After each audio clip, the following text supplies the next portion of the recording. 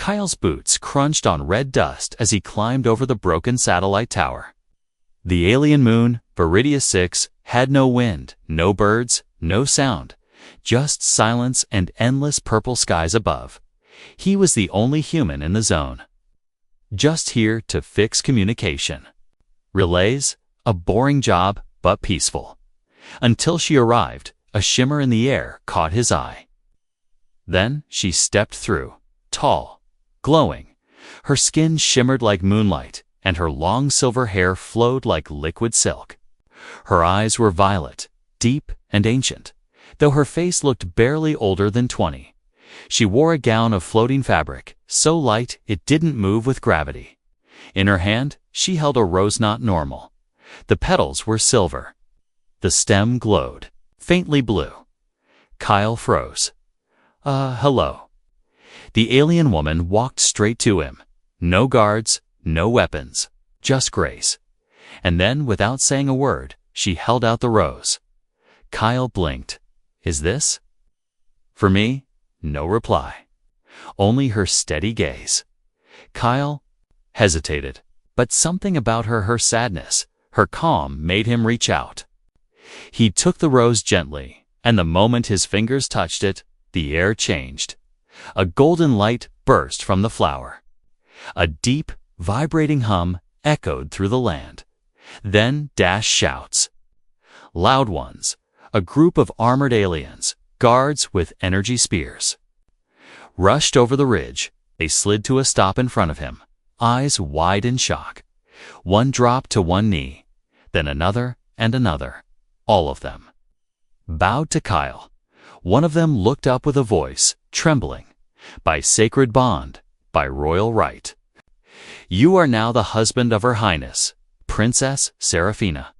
Kyle coughed. "Wait, what?" The glowing woman Seraphina finally spoke. Her voice was soft, but strong. "You accepted the rose of vow. It binds us by galactic law. You, now royalty." Kyle dropped the flower like it was on fire. "Whoa, no. I didn't agree to anything. I thought this was a gift." The lead guard stood. "The law doesn't care if you understand. The rose chooses," she offered. "You accepted. The union is sealed." "But I don't even know her." Kyle shouted. Seraphina gave him a strange look. Not angry, not amused, just tired. "I'm sorry," she said quietly. But I had no choice either. Before Kyle could ask more, the guards surrounded him. They weren't rough, but they were firm. One whispered, "You must come with us now. If you run, it means war." "War," Kyle shouted. "What kind of messed up wedding is this?" "Abi," no one answered. They brought him to a floating ship, shaped like a flower. Inside, glowing walls, crystal floors, and soft alien music. Servants bowed as he passed. Kyle felt like a bug in a king's house. He was placed in a chamber with robes, food, and 2 guards at the door. No way out. He turned. To Seraphina, who entered quietly. "Okay," he said. Arms crossed. "Talk." "Why me?" She looked out the window. "Because if I didn't offer the rose by midnight, I would lose my throne. And my people would be slaughtered by the council." Kyle blinked. "And you chose a random human," she said. "I chose the only species immune to the old laws. The only ones not part of the council's game." Kyle sat down slowly. "So I'm safe." "Not exactly," she said. "What happens if I say no?" She turned to him, sad. "You can't. Not anymore." Kyle stood up. "This is crazy. You can't just trap me in a marriage like this." Her voice became firm. "Do you think I wanted this? I gave my only rose to a stranger. I may never love again." Kyle paused. Her voice had cracked a little. He could see tears forming, but she blinked them away fast. Then she handed him something. A silver band. "Wear this, and they'll know you are my consort. Refuse, and I cannot protect you from what comes." Kyle looked at the ring. then at her. He didn't trust this world. He didn't trust these laws. But the way she looked at him, it wasn't a game. It was survival, and somehow he'd been thrown right into it. He took a breath and slipped the ring onto his finger. Outside the chamber, horns blew in the air. The wedding had begun, and Kyle had no idea what he was walking into. Golden fire floated in the air like stars as the wedding drums echoed through the sky. Kyle stood still, dressed in a glowing white robe with golden trim, while two alien priests painted strange symbols on his forehead. He didn't understand any of it. He didn't belong here. He wasn't even sure if this was a dream, a trap or a joke played by the universe. Princess Seraphina stood next to him, motionless. Her expression was unreadable. She wore a silver veil that covered her face, but Kyle could feel her eyes on him the entire time. He leaned toward her and whispered, "Are you sure this is the only way?" She replied without turning, "If I go to the council alone, they'll say I'm weak. Without a bonded consort, I can't claim my seat." Kyle looked at the gathering crowd, hundreds of aliens, nobles, guards, and high-ranking beings from across the stars. Cameras floated in the air, broadcasting the ceremony live across multiple planets. This can't be real. Seraphina finally turned her head just a little. "It is." A priest stepped forward and raised a crystal staff. "The law of the vowers, witnessed by the 5 systems. We bind this union in sacred memory. Let the consort speak his vow." Kyle blinked. "I didn't prepare a vow." The crowd gasped. A low hiss spread among them. Seraphina whispered urgently, "Say anything. Just speak from your heart. They must believe the bond is real." Kyle swallowed hard. His heart pounded. Cameras zoomed closer. All eyes were on him. He cleared his throat. I don't know what I'm doing here," he began.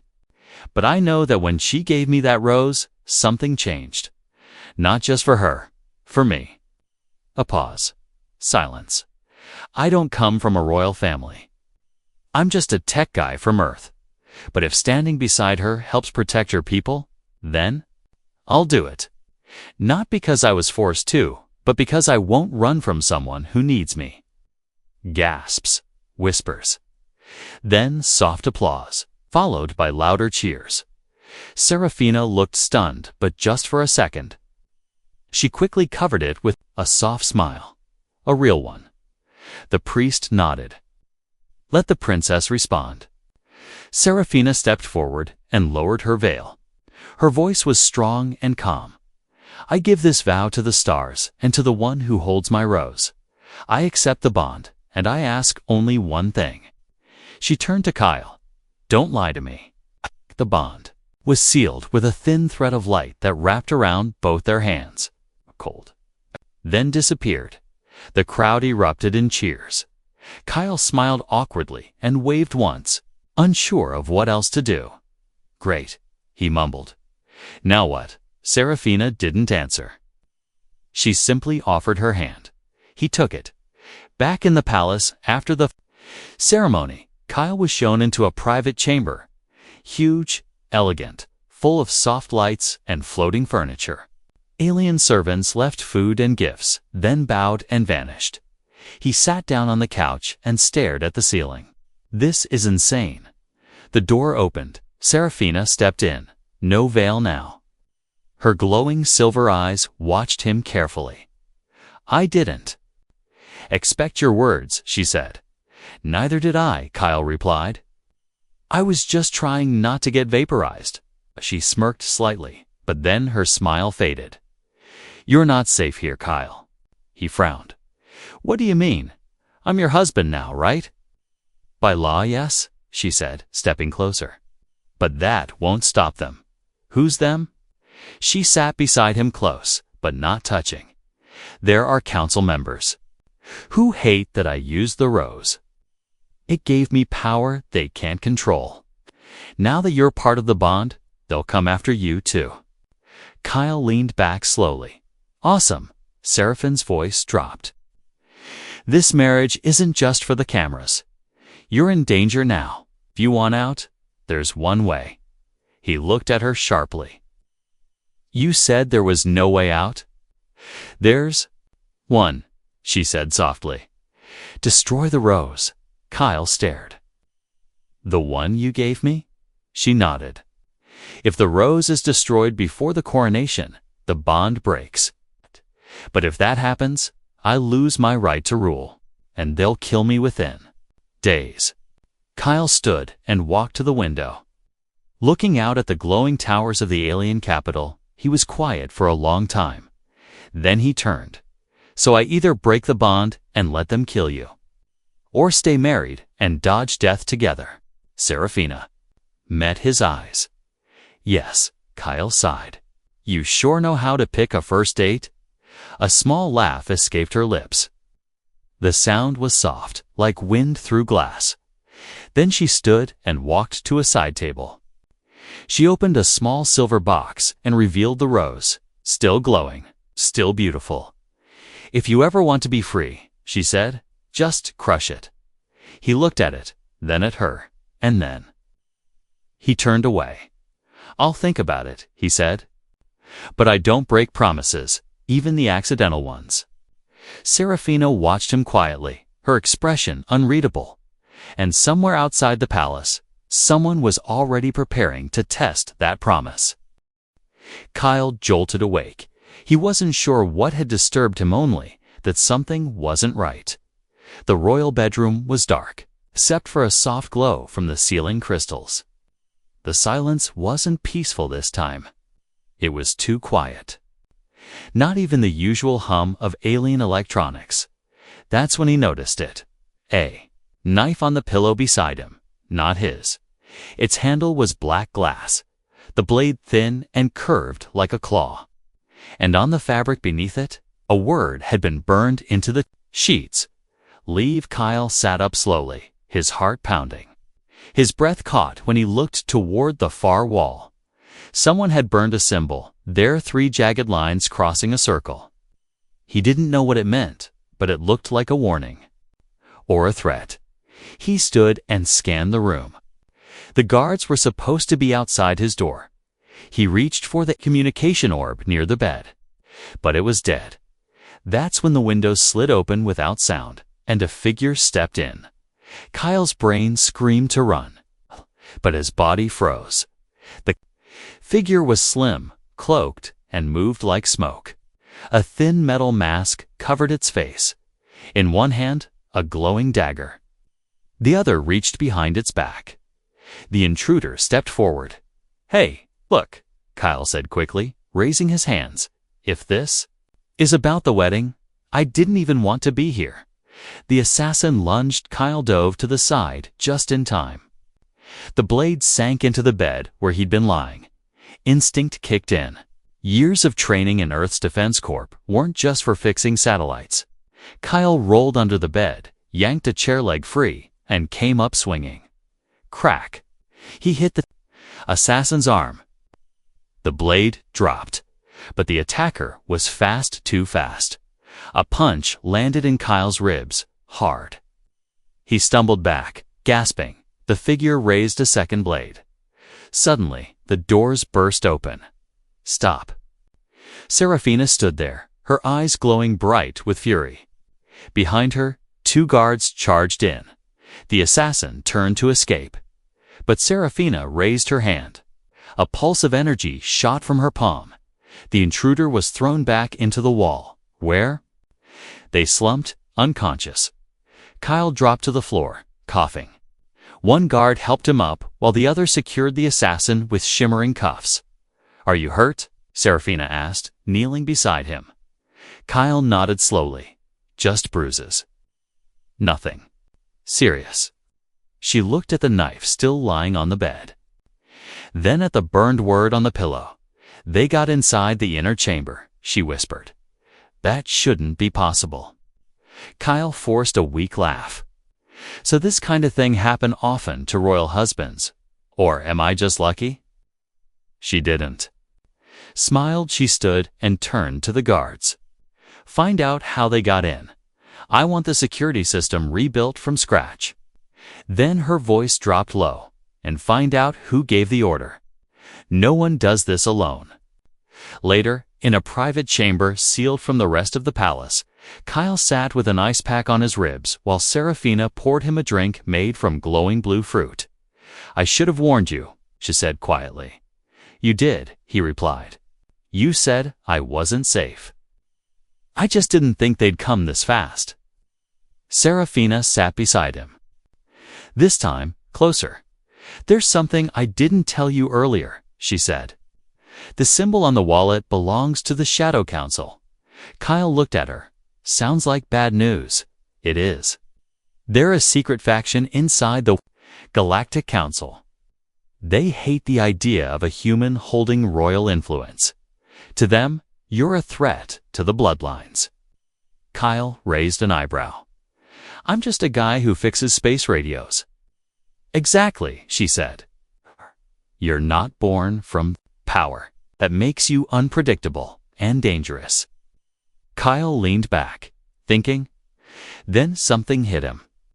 Wait, the assassin could have killed me, but they didn't. They left a message first. Seraphina paused. You're right. Kyle looked at her seriously. They don't just want me dead. They want me gone. If I walk away, maybe they stop hunting. Would you? She asked softly. The room went quiet. Kyle looked into her eyes, strange, glowing, alien. But honest, he shook his head. No. I don't walk away from people who protect me. A strange emotion flickered across her face. Relief, respect. Maybe both. Then Seraphina stood and handed him something, his consort ring, which had fallen off during the fight. You'll need this, she said. From now on, stay close. They'll come again. Kyle took the ring and slid it back on. Let them, he said. Next time, I'm not sleeping. Far across the stars, in a dark council chamber lit by floating flame. A cloaked figure watched the wedding footage again. Behind them, a dozen robed leaders whispered in disapproval.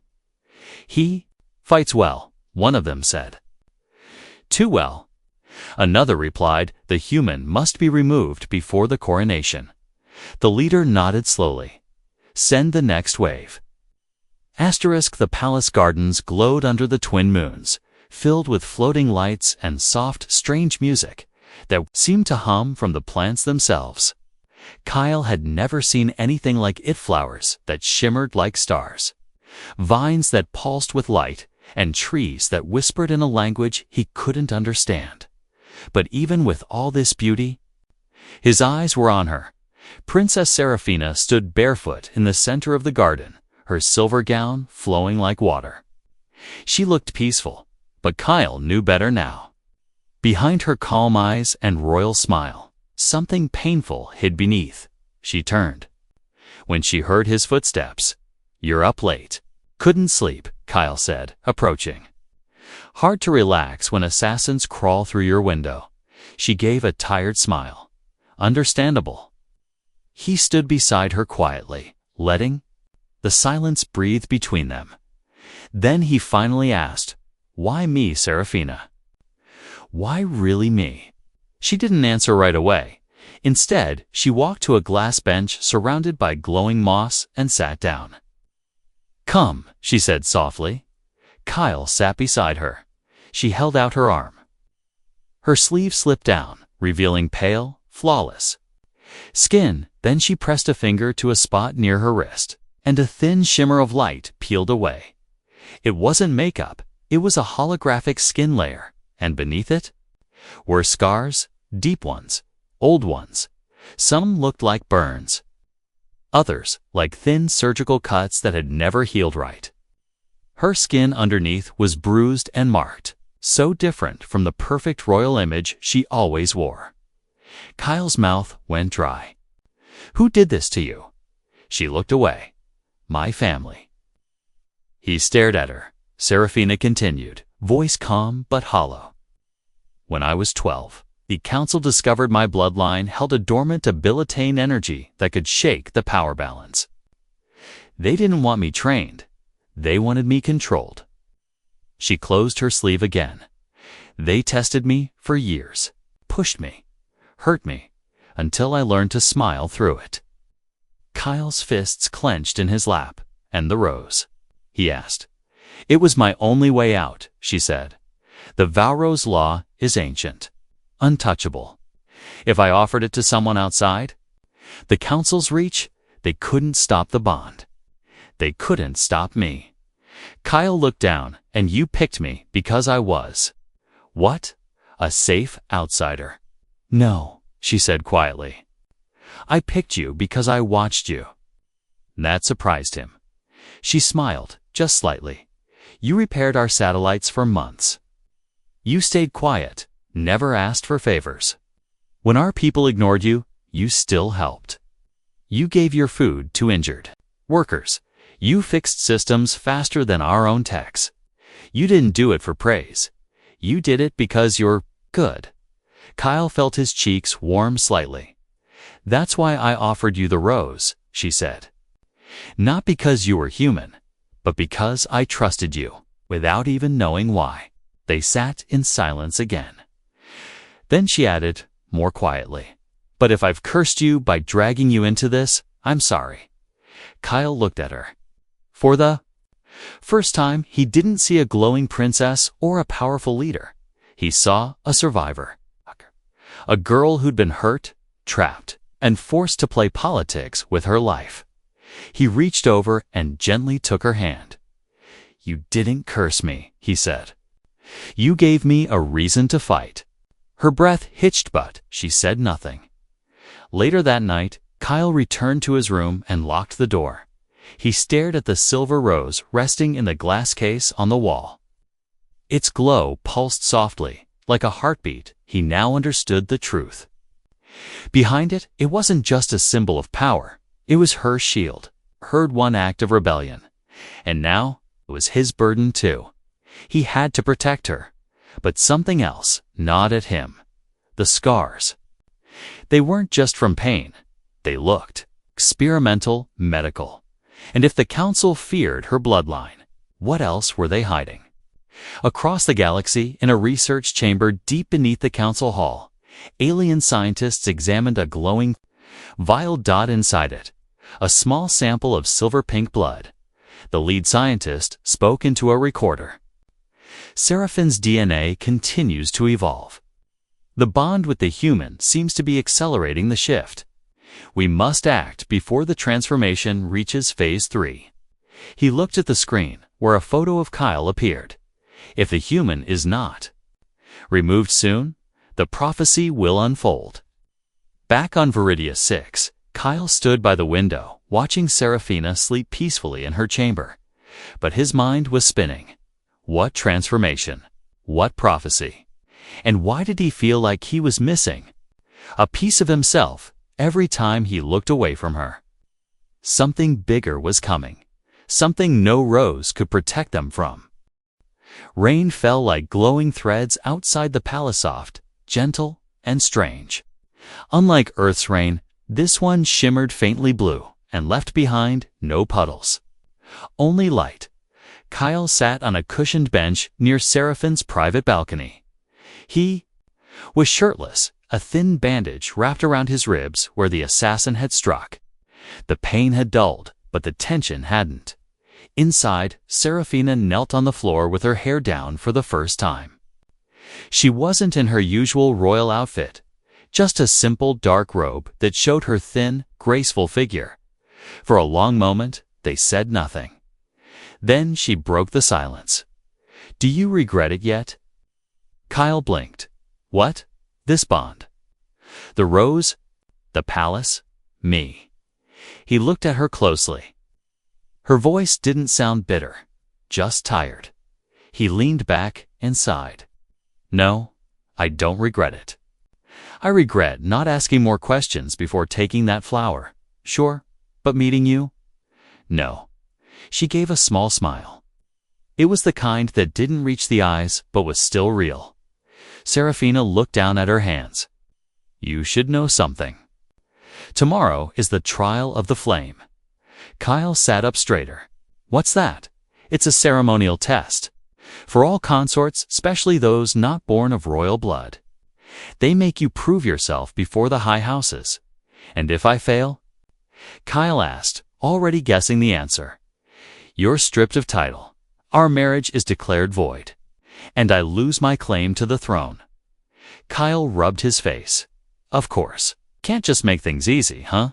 I tried to delay it. She said, but they forced the vote.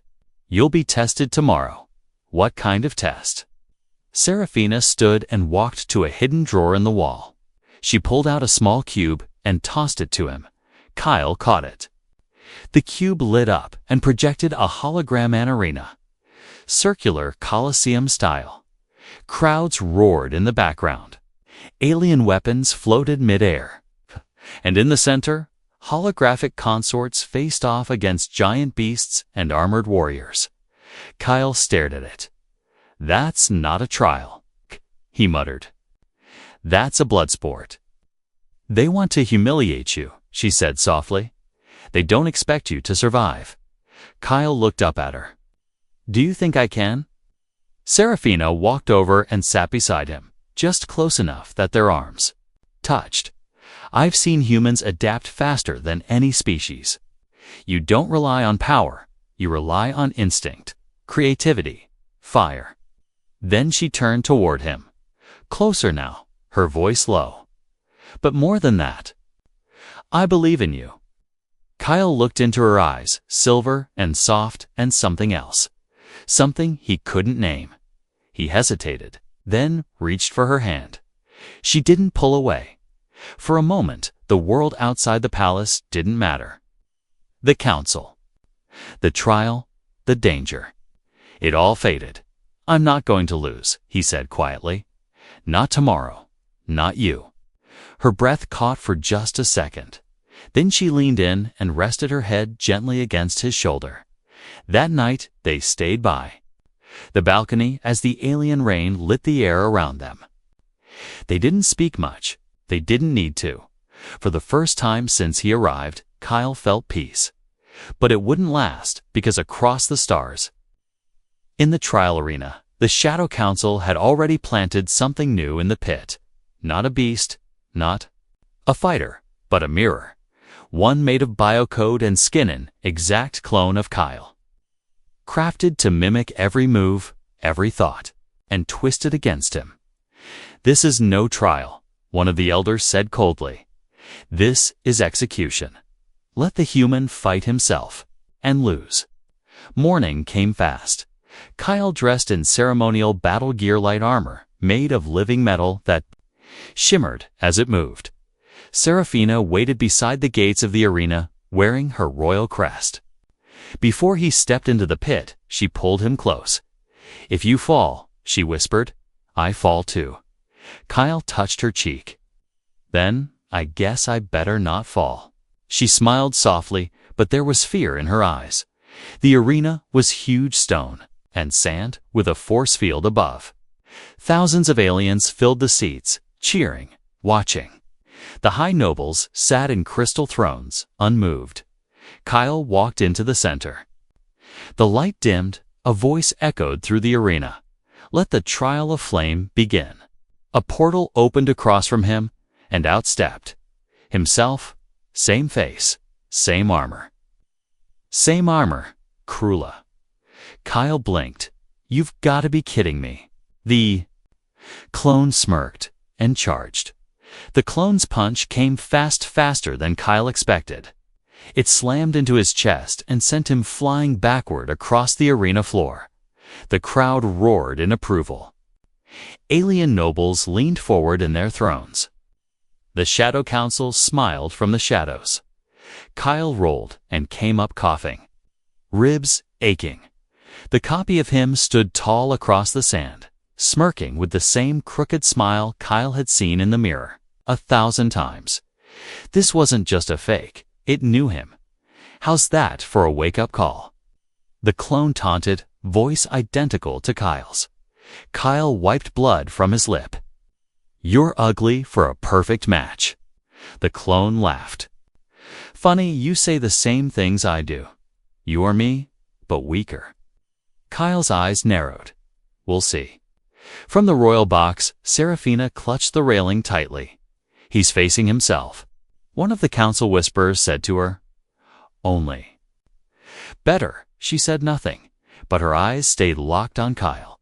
She whispered under her breath, "You're not him. You're more." Kyle rushed forward this time, drawing energy blades from his wrists. The clone copied the move, and both charged. Steel clashed. Sparks flew. The twin fighters danced across the arena like mirror images. Every strike met. Every dodge copied. But Kyle knew his own flaws. So did the clone. It attacked his injured ribs again, forcing him down to one knee. "You fight like a hero," the clone hissed, blade raised. "But you're just a scared mechanic, trying to be a knight." Kyle looked up, sweat dripping down his face. Then he smiled. "That's the difference between us," he muttered. "I know I'm scared." And he threw sand into the clone's eyes. The fake Kyle stumbled back just enough for Kyle to land. A blow across its chest. Blue sparks burst from the impact. The crowd gasped. It was mechanical, part machine, not fully alive. "I was wrong," Kyle said, rising. "You're not me. You're a copy. A puppet." The clone's grin vanished. "You're just afraid to be what I already am." It spat, charging again. The fight turned brutal. Kyle began shifting his style, less precise, more unpredictable. He used dirty tricks, broken arena debris, even his own armor pieces as weapons. The clone couldn't keep up with the chaos. It began glitching, staggering. The mimicry faltered. Kyle grabbed a shard of crystal from the ground and stabbed it through the clone's shoulder. It screamed, electric sparks pouring from the wound, but the clone caught his wrist. "If I die," it growled, "you die too." Kyle looked into its face, and whispered, "No, I live. That's why you lose." He ripped the shard out and drove it through the clone's core. The machine copy spasmed, and then fell. Smoke hissed from its back. Lights blinked out in its eyes. Silence fell over the arena. Then, slowly, cheers erupted. Seraphina exhaled deeply, her hands trembling. Across from her, the Shadow Council didn't clap. Their faces were stone. One of them leaned forward and whispered, "This changes nothing." Seraphina stood tall. "It changes everything." Kyle dropped to one knee in the center of the arena. Blood soaked his side. Abini was smiling. He looked up at the royal box. Seraphina was already running toward him. The guards didn't stop her. She knelt beside him and took his hand. "You did it," she whispered, her voice cracking. Kyle gave a half laugh. "Yeah, still waiting for someone to wake me up." She pressed her forehead to his. "You're awake," she whispered. "And now they can't ignore us anymore." That night, the palace was lit with gold and silver fire. The people celebrated. A human consort had passed the trial of Flama, first in galactic history. But not everyone celebrated. Deep beneath the palace, the Shadow Council gathered in silence. "The clone failed," one said. "The bond is growing too strong," said another. The leader turned away from the screen, showing Kyle and Seraphina embracing on the balcony. Then we moved to the final phase. A red light blinked above a sealed chamber. Inside it floated the second rose, unopened, unclaimed, but glowing brighter than the first, and under it, a heartbeat on his chamber. Kyle lay beside Seraphina, for the first time since they met. There were no guards, no walls, no barriers. She rested her head on his chest, listening to the slow beat of his heart. "I thought I was alone in this galaxy," she whispered. "Until you." Kyle ran his fingers through her hair gently. you're not alone anymore." Outside their window, the stars watched in silence. And far above, something ancient began to stir. Asterisk. Kyle sat at the edge of the crystal fountain in the palace courtyard, still catching his breath from the trial. The sky above glowed with faint violet clouds. Firebirds soared in the distance, singing songs only aliens could understand. Yet everything felt quiet inside him until Seraphina sat beside him. She didn't speak right away, just placed her hand over his. He looked at her. "I didn't think I'd live through that." "You didn't just live," she whispered. "You made history." He gave a tired smile. "Then why do I feel like the worst is still ahead?" She didn't answer, not with words. Instead, she opened her palm and placed something cold into his hand. Another rose, but this one was different, not silver, not glowing. It was dull, fading, its petals crumbling softly. Kyle blinked. "What is this?" Seraphina looked down. "The first rose, the one I gave you, it's dying." He frowned. "Because the bond is breaking," she said softly. "Because something stronger has grown in its place." Kyle stared at her, unsure. "I didn't understand it until now," she said. "But the Vows was a tool, a law, a shield. It forced a bond. But what we've built," she turned to face him fully, "doesn't need law anymore." In the grand throne room, nobles and soldiers gathered once more. This time, not for judgment, but for choice. Seraphina stood at the center, dressed not as a princess, but as herself. No crown, no floating gown. Just her. Kyle stood beside her.